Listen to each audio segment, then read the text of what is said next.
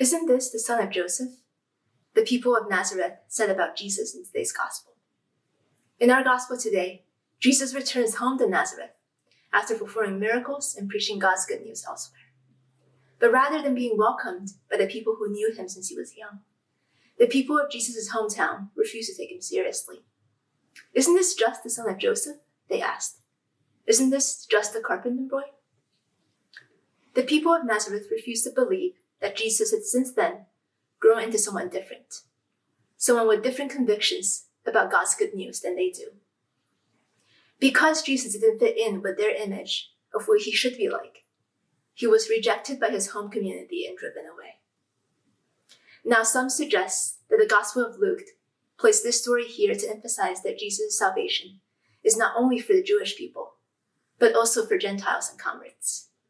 While Luke may be trying to make this point by highlighting the many ways that Jesus' own people have rejected him throughout the Lucan Gospel, we today can be reminded that we as Gentiles and Christians are not more worthy than God's love than our Jewish siblings. And that interpretations that blame Jewish people for rejecting or killing Jesus can easily lead us to the sin of anti-Semitism. In fact, Jesus' experience of being rejected in today's gospel prompts us to ask ourselves, how often do we reject and turn away people in our lives because they no longer fit the image of who we think they are? How often do we also make the mistake of looking at our loved ones and saying something along the lines of, isn't this the son of Joseph? Or, why isn't this person the same as who they had been before? Or, why has this person changed? Whether intentionally or not, we may think or say these things when we look at our children who have grown up to have different convictions, and we lament or become angry at them for being different from how we raised them. Or we may think these things when we interact with our elderly family members with dementia, who behave in ways so different than they did before when they were healthy. Or when our friends come out to us as queer or transgender, we might take a while to accept them for who they are. And sometimes we might end up rejecting people whom we used to love simply because they are or act differently today. We see a similar storyline in our first reading from Jeremiah. The prophet Jeremiah also experiences opposition from his own people, perhaps because they also did not expect him to become a prophet, or perhaps he defied their expectations a little too much. While his people reject him and came after him, God does not leave Jeremiah alone in his rejection, but strengthens him and protects him against his enemies. Sometimes we might find ourselves in the position of the townspeople of Jesus and Jeremiah. We might find ourselves clinging on to the way things used to be and the way people used to be. And that's normal because change is never easy. And we might also be scared of how fast things are changing. But in these moments, the Gospels today remind us that it is not just about our feelings, because it is painful and scary for Jeremiah to experience rejection, as it is painful for Jesus to be forced out of his hometown. And in these moments, God is calling us to welcome our friends and family for the way they are now different and listen to what they have to say to us.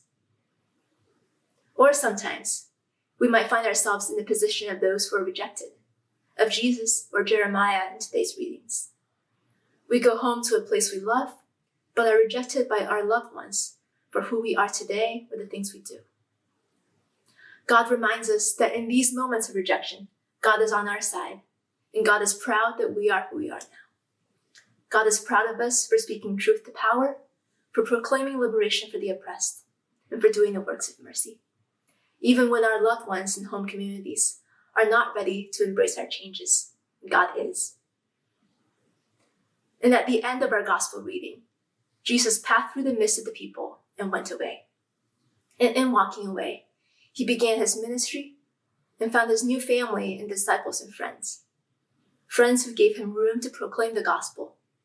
Friends who do not underestimate him or reject him for who he is. We learn from Jesus leaving Nazareth that in situations where we are not accepted at all and are experiencing harm, that it is okay to set boundaries, to walk away, and to find new communities of belonging. So while we hear in our second reading today of 1 Corinthians 13, that famous phrase that love is patient and love is kind, We learn from Jeremiah that love is also strong and love is protective.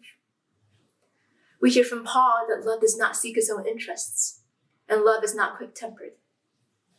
But we also see from today's gospel that love is knowing how to care for yourself and knowing when to walk away from harm. We hear that love does not brood over injury, but we also know that love wants us to seek out joy. Love hopes all things and endures all things. But love also calls us to communities and spaces that celebrate us for who we are. Because love looks different in different situations. And that's because love never fails us.